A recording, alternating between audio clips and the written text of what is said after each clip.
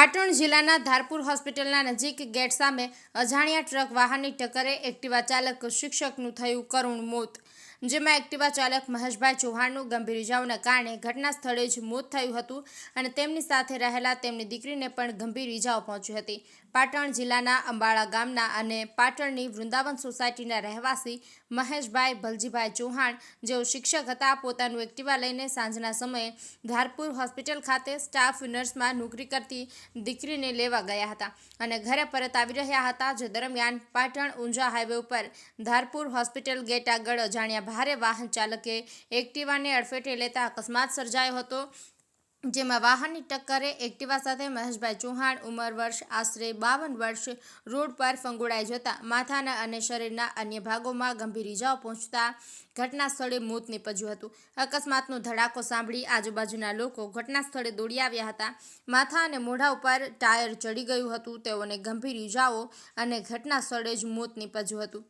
જે બાદ ટ્રક ચાલક ટ્રક મૂકી ભાગી ગયો હતો. અકસ્માતની જાણ પરિવારને થતાં માતા પિતા સહિત પરિવાર ઘટના સ્થળે દોડી આવ્યા હતા. જાણ કરતા 108 ઘટના સ્થળે આવી તપાસ કરતા 108ના તબીબે એક્ટિવા ચાલકને મૃત જાહેર કર્યા હતા. બાદના મૃતદેહને પીએમ માટે પાટણ ધારપુર હોસ્પિટલમાં લઈ જવામાં આવ્યા હતા.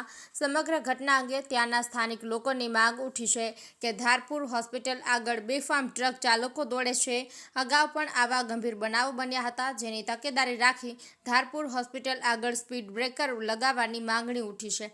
પાટણ તાલુકાના સામાજિક ન્યાય સમિતિ ચેરમેન નરેશભાઈ પરમાર બાલીસણા ગામના વતની દ્વારા સરકારમાં ઘણી રજૂઆતો કરવામાં આવી છે, પરંતુ અધિકારીઓ આંખ આડા કાન કરી રહ્યા છે.